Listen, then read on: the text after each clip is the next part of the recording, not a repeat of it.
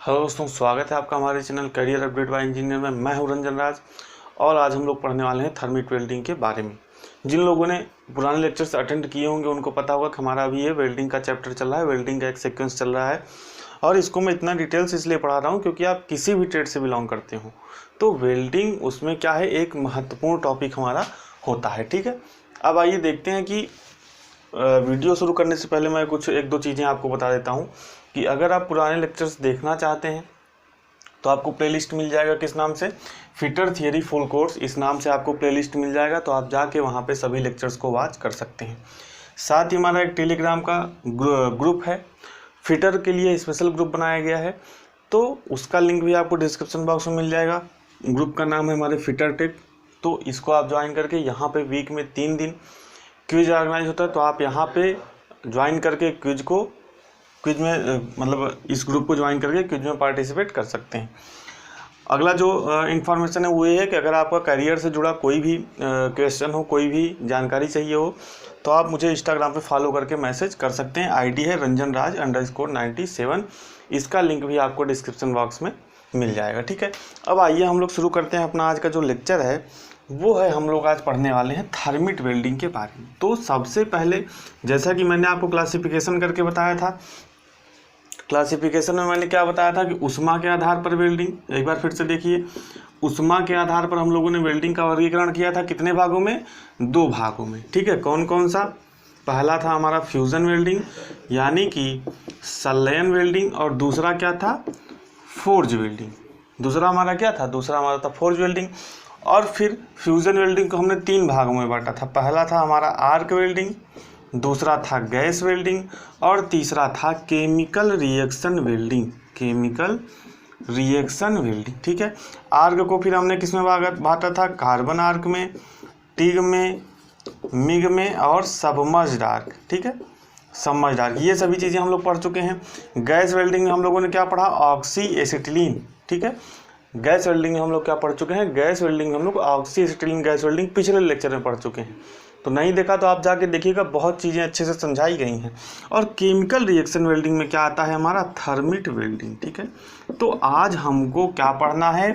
Chemical reaction welding के अंतर्गत thermite welding को पढ़ना है।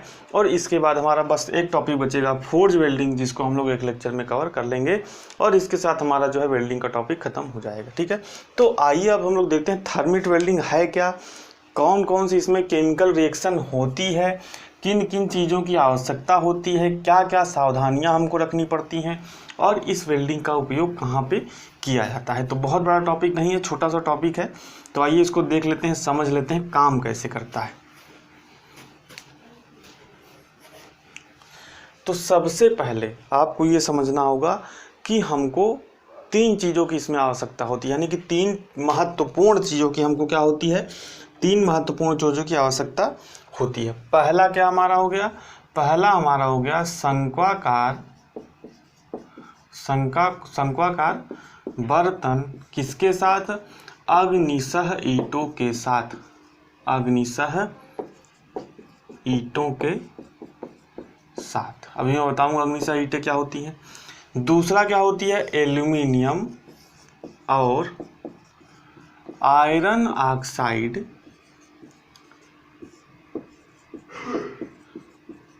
एल्यूमिनियम और आयरन ऑक्साइड का चूर्ण, या इसी को हम लोग क्या बोलते हैं? इसी को हम लोग पाउडर भी बोलते हैं। ठीक है, और तीसरा हमको क्या चाहिए? Barium peroxide. बेरियम पेरोक्साइड, यानी कि इसका जो फार्मूला होता है ये होता है BaO2। ठीक है, इन 3 चीज़ों की हमको आवश्यकता होती है किसमें? थर्मिट वेल्डिंग में। अब इसके पहले इन चीज़ों का उपयोग हम कैसे करेंगे, आप इन जो हमारा ये फिगर है इसको समझिए। ठीक है, तो आइए सबसे पहले हम लोग देख लेते हैं इसका नॉमेनक्लेचर, यानी कि किस पार्ट का हमारा क्या नाम है। ये तो हमारा सीधा सीधा हो गया कोन वेसल। ठीक है, यानी कि शंक्वाकार बर्तन। ठीक है, शंक्वाकार बर्तन को इंग्लिश में क्या बोलेंगे? कोन वेसल। ये हमारा क्या हो गया? ये वाला जो पार्ट है ये हमारा हो गया पोरिंग बेसिन। इसे क्या बोलते हैं? Pouring basin. हिंदी में भी पोरिंग बेसिन ही बोलेंगे, कोई आपको घबराने की जरूरत नहीं है इंग्लिश को देख के। ये हमारा क्या है? यही जो पार्ट है ये इसी पार्ट को हमको क्या करना है, इसी पार्ट को हमको जोड़ना है। तो आप यहाँ पे लिखिए जोड़े जाने वाला पार्ट, जोड़े जाने वाला भाग में लिख दे रहा हूँ, ठीक है। यानी कि आपको जो ये सेक्शन दिख रहा है, यानी कि ये वाला जो सेक्शन दिख रहा है, इसको हमको वेल्डिंग करना है किससे, इस वाले सेक्शन से। यानी कि ये चारों तरफ क्या है, ये चारों तरफ स्पेस है, इसी में हमको धातु को भर के इस वाले सेक्शन को, ठीक है, आप चीज़ें समझ रहे हैं। ये जो चारों तरफ आपको क्या दिख रहा है, गैप दिख रहा है, ये चारों तरफ क्या दिख रहा है, एक गैप दिख रहा है। इसमें हमको क्या भरनी है, मेल्टिंग मेटल यानी कि पिघली हुई धातु भरनी है। और जो हमारा ये वाला पार्ट आपको दिख रहा है, इस वाले पार्ट को जो ये वाला पार्ट है इससे क्या करना है, जोड़ना है। तो देखिए जब हम ऑटोमेटिकली यहाँ पे क्या कर देंगे, पिघली हुई धातु भर देंगे, तो ये वाला जो सेक्शन है हमारा, यानी कि ये वाला जो पार्ट है किससे वेल्ड हो जाएगा, इससे वेल्ड हो जाएगा, ठीक है। इसी तरह कोई भी पार्ट हो हम वेल्डिंग कर सकते हैं, ये मैंने यहाँ पे दिखाया है। यानी कि ये क्या है, हमारा जोड़े जाने वाला पार्ट है। यहाँ से ये क्या होता है, इसको हम बोलते हैं हीटिंग गेट। अभी मैं बताऊंगा इसका भी कहाँ उपयोग होता है, इसका क्यों हीटिंग गेट यहाँ पे जो है दिया जाता है। तो ये हमारे क्या होते हैं, ये हमारे कुछ महत्वपूर्ण पार्ट होते हैं, ठीक है। अब देखिए केमिकल रिएक्शन होता कैसे है और उनके लिए किन किन चीज़ों की आवश्यकता होती है। तो इस हमारा यानी कि जो हमारा ये कोन वेसल है, ये जो हमारा कोन वेसल है, इसमें क्या होगा, इसमें होगा दो पाउडर होंगे, दो मतलब चूर्ण होंगे। कौन कौन से, मैंने आपको भी बता ही दिया, एल्यूमिनियम और आयरन ऑक्साइड, यानी कि एल्यूमिनियम प्लस आयरन ऑक्साइड, ठीक है। ये जब दोनों चूर्ण होंगे तो इन चूर्णों को हम क्या करेंगे, जलाएंगे या पिघलाएंगे, किसकी सहायता से, बेरियम परऑक्साइड की सहायता से। यहाँ से क्या डालेंगे, BaO2, यानी कि यहाँ से हम क्या डालेंगे इस कोन वेसल में, इस कोन वेसल में पहले से क्या होगा, एल्यूमिनियम और आयरन ऑक्साइड का चूर्ण होगा। इसके ऊपर से हम क्या डालेंगे, बेरियम परऑक्साइड डालेंगे। और जब बेरियम परऑक्साइड डालेंगे तो इन तीनों में क्या होगी, एक केमिकल रिएक्शन होगी। अभी मैं उस केमिकल रिएक्शन को आपको बना के दिखाऊंगा, कौन सी केमिकल रिएक्शन होगी।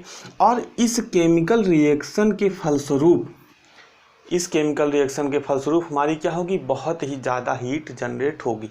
अब जब बहुत ही ज़्यादा हीट जनरेट होगी, पहले फिगर को समझिए, जब बहुत ही ज़्यादा हीट जनरेट होगी तो यहाँ पे क्या होगा, ये जो अंदर है आयरन और जो एल्यूमिनियम है, ये दोनों क्या हो जाएंगे, पिघल जाएंगे।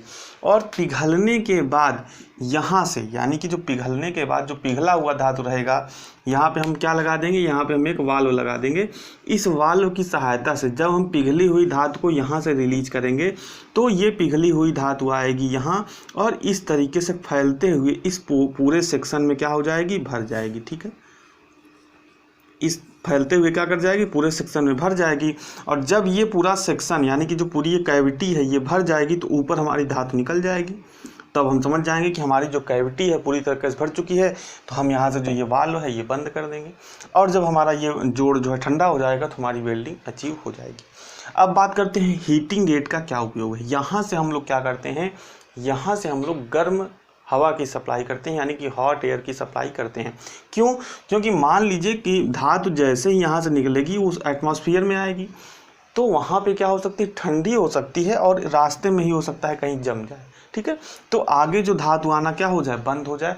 तो यहाँ से यानी कि जो धातु है उसका जो मेल्टिंग यानी कि जो गलनांक है वो मेंटेन करने के लिए कि वो गर्म ही रहे, पिघली हुई अवस्था में रहे, और जो हमने कैविटी बनाया है, जो हमने यहाँ पे रास्ता बनाया है उसमें पूरी तरीके से सही से भर जाए, हम क्या करते हैं, यहाँ से हॉट एयर की सप्लाई करते रहते हैं, जिससे हमारी जो धातु है ये रास्ते में ही ना जमने पाए, ठीक है।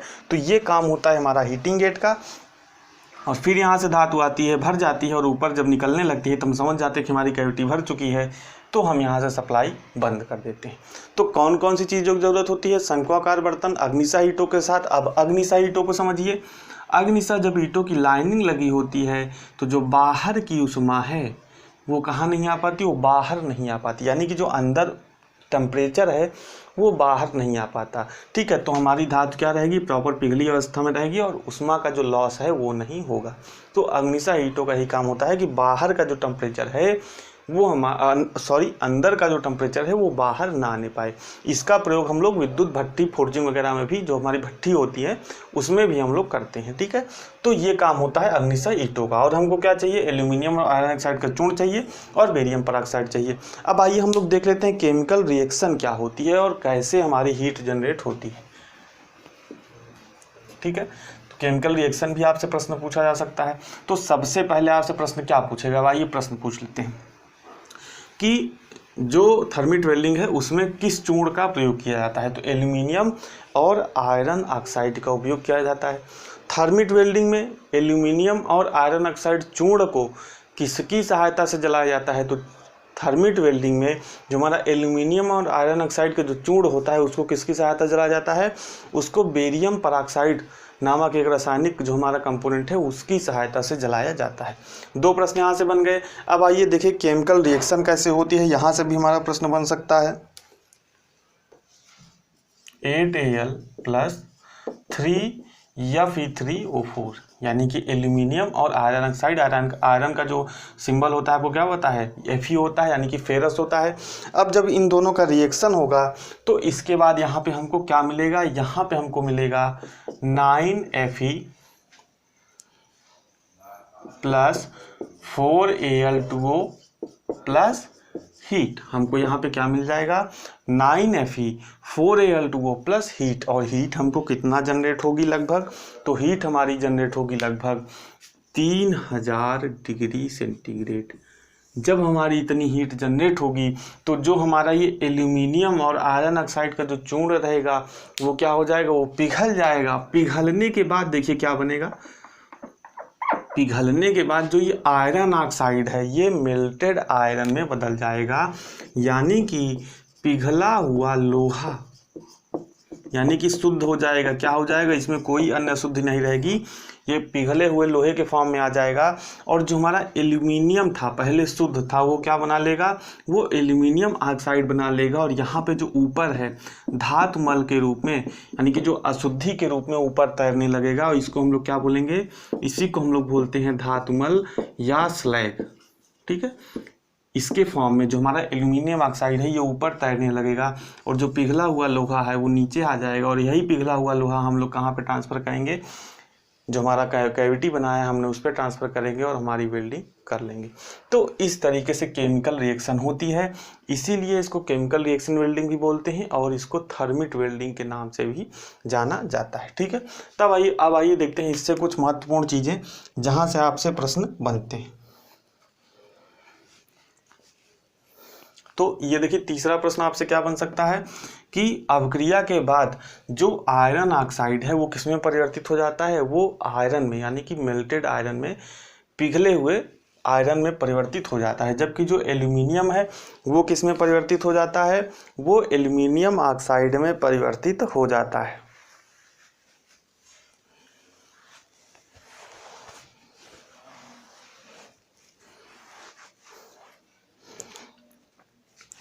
ठीक है, और चौथा प्रश्न क्या बनता है, जैसे मैंने 2-3 प्रश्न आपको पहले ही बताया। चौथा प्रश्न क्या बनता है, थर्मिट वेल्डिंग में कितना टेम्परेचर जनरेट होता है, कितना तापमान उत्पन्न होता है। तो लगभग 3000 डिग्री सेंटीग्रेड क्या जनरेट होता है, 3000 डिग्री सेंटीग्रेड तापमान जनरेट होता है। अब आइए आप एक नोट लगा के एक चीज़ लिख लीजिए। ठीक है, नोट लगा के आप इसका एक स्क्रीनशॉट लेना चाहें तो ले सकते हैं, इस रिएक्शन वगैरह का और इस फिगर का। ठीक है, और आप एक नोट लगा के एक चीज़ लिख लीजिए, नोट लगा के लिखिए।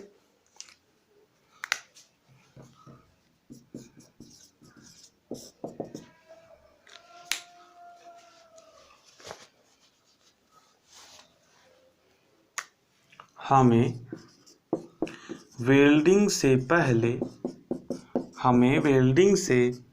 पहले इस बात का ध्यान रखना चाहिए कि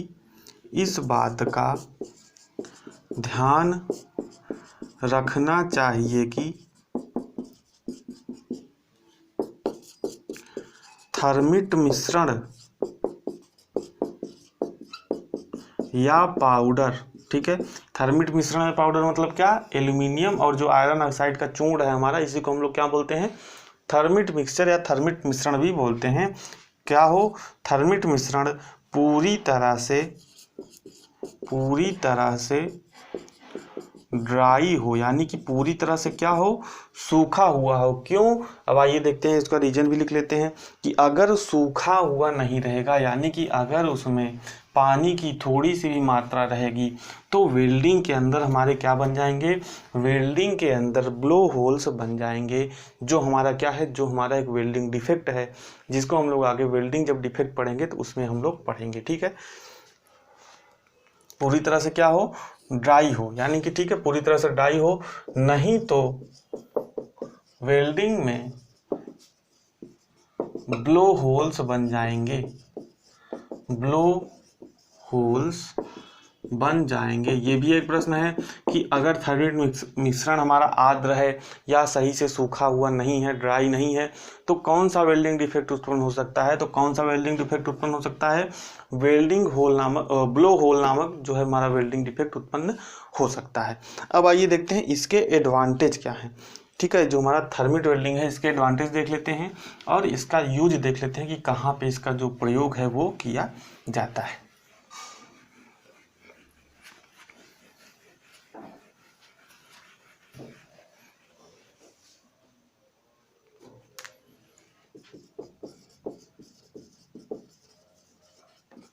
एडवांटेज तो पहला सबसे इसका ये है कि सस्ती है, सस्ती विधि है बहुत ज़्यादा।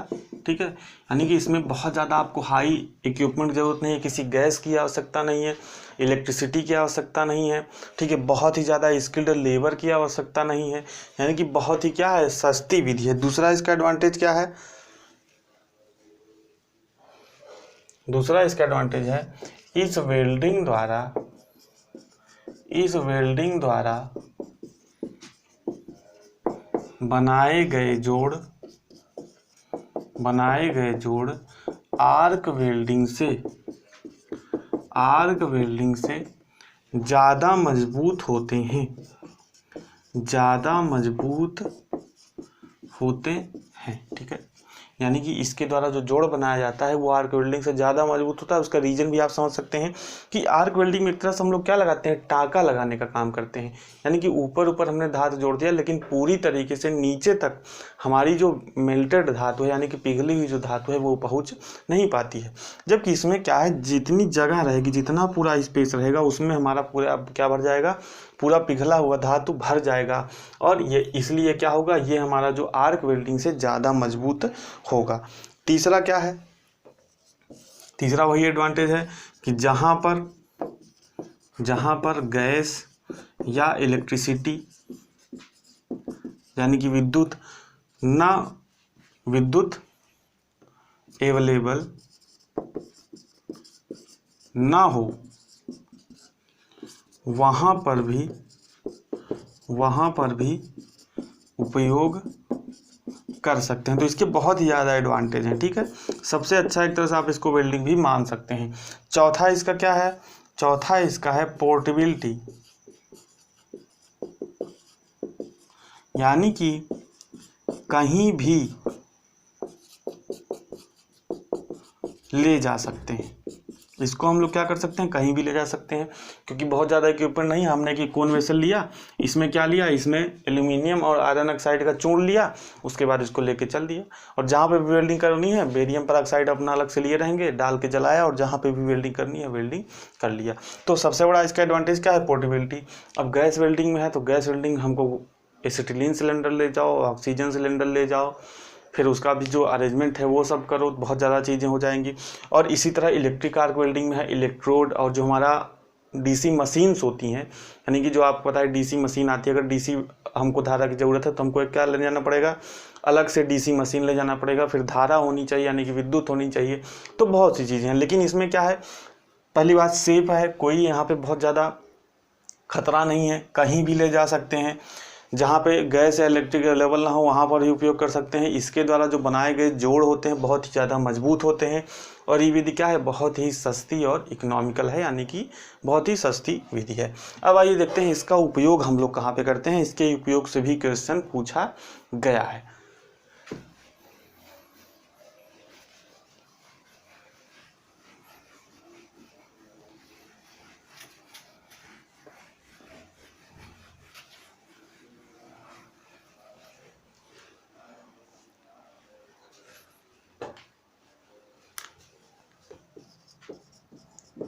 इसका उपयोग जो पूछा गया है वो सबसे ज़्यादा रेल की पटरियों को जोड़ने में, रेल की पटरियों को जोड़ने में।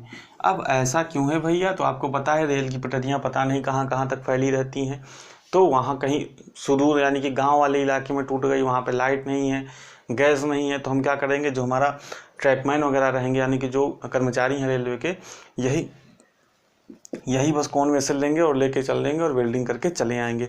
दूसरी इसका उपयोग करने का रीज़न ये है कि जो लोड होता है पटरियों पे बहुत ही ज़्यादा होता है, तो आर्क वेल्डिंग वगैरह से आप करेंगे तो उनको क्या मिल पाएगी, वो मजबूती नहीं मिल पाएगी, ठीक है।